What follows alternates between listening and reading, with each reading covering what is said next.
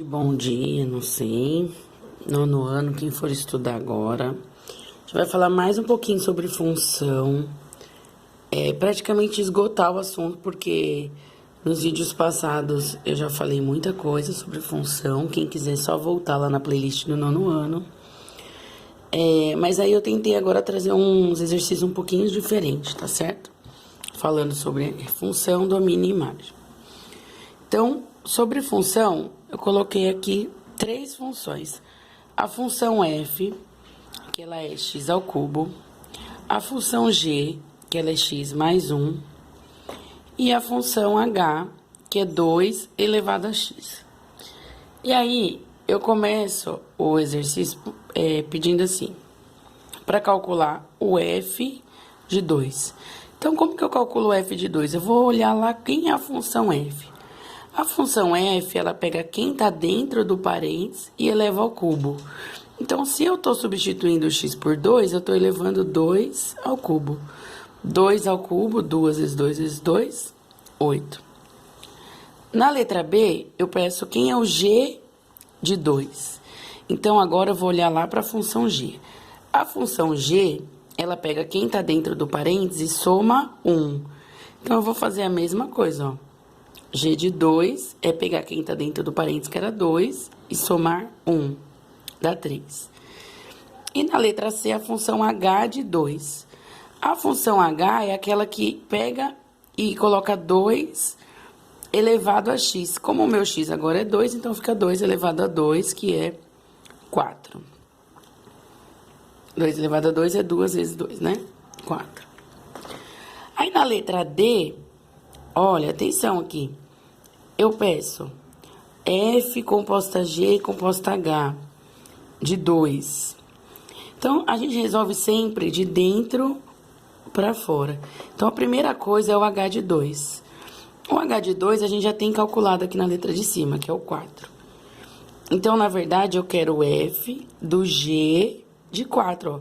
Eu substituí esse H de 2 por 4, porque ele tem o mesmo peso, ó. H de 2 é igual a 4. Então, onde estava escrito H de 2, eu escrevi 4. Aí, agora, eu vou calcular o G de 4. Como é que eu calculo o G de 4? Olha, a função G, ela fala que é só pegar quem está dentro e somar 1. Então, o G de 4 é 4 mais 1, que é 5. Então, eu vou trocar onde era para estar G de 4, eu vou trocar por 5. Então, fica o F de 5. E a função f, ela eleva o x ao cubo. Então, eu vou elevar o 5 ao cubo, que é 125. Então, sempre resolve de dentro para fora.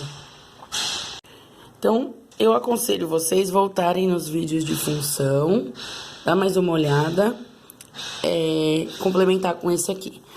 Depois, a gente vai falar sobre domínio e imagem. Domínio são todos os valores que x pode ter dentro de uma função.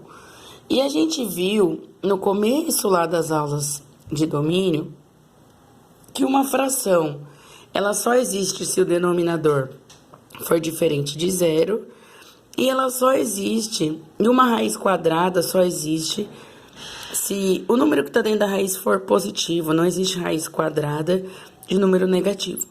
Então, por isso que eu fiz aqui, ó, duas regras, duas coisas que eu preciso. Eu preciso que x menos 2 seja maior ou igual a zero, porque é quem está dentro da raiz. Eu quero que quem está dentro da raiz seja maior que zero. E eu preciso que x ao quadrado seja diferente de zero. Por quê? Porque eu preciso que quem está no denominador seja diferente de zero. Eu não posso ter denominador igual a zero. Então, quando eu resolvo essa equação, eu pego esse 2 que é negativo, passo para o outro lado, ele fica positivo. Então, eu quero que o x seja maior que 2. E quando eu passo esse quadrado para o outro lado, ele fica raiz. Mais ou menos a raiz de 0 é 0, né? Então, eu quero que o x seja um número diferente de 0 e maior que 2. Os maiores que 2 já são automaticamente diferentes de 0. Então, o meu domínio são os números maiores que 2, ou seja, do 2 até o infinito. O infinito é sempre aberto. Mais um aqui de domínio. Olha, agora a função g.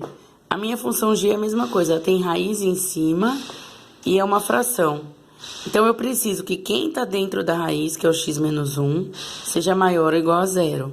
Passo 1 para o outro lado, ele é menos, fica mais. Então, o x tem que ser um número maior que 1. E, ao mesmo tempo, eu preciso que o meu denominador, que é x menos 2, seja diferente de zero. Então, eu quero que o x seja diferente de 2. A mesma coisa, eu passei o 2 para o outro lado, ele era mais, menos veio mais. Então, olha, eu preciso que o x seja um número maior que 1, diferente de 2. Então, eu coloquei aqui, ó, o domínio da função g é do 1 ao infinito, com exceção do número 2. Aqui, função h. A mesma coisa, tenho raiz e tenho denominador. Eu preciso que o x seja maior ou igual a zero, por causa da raiz, e preciso que o x seja diferente de zero por causa do denominador. Então, ele vai ser todos os números positivos diferentes de zero. Então, aqui, ó, os reais, positivos, e aqui é um asterisco, mas aqui o lápis não ajudou muito. Beleza? Isso é domínio. Então, domínio não pode ter raiz negativa e não pode ter zero no denominador. Imagem. Apresente a imagem das funções. Aqui é uma função do primeiro grau. Lembrando que imagens são os valores de y.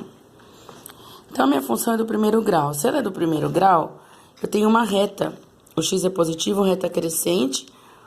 Minha imagem vão ser todos os valores de y. Então, equação do primeiro grau, a imagem são todos os reais. Agora, equação do segundo grau. Tem aqui, ó, f de x igual a x ao quadrado. Essa função x ao quadrado, ela não tem b nem c.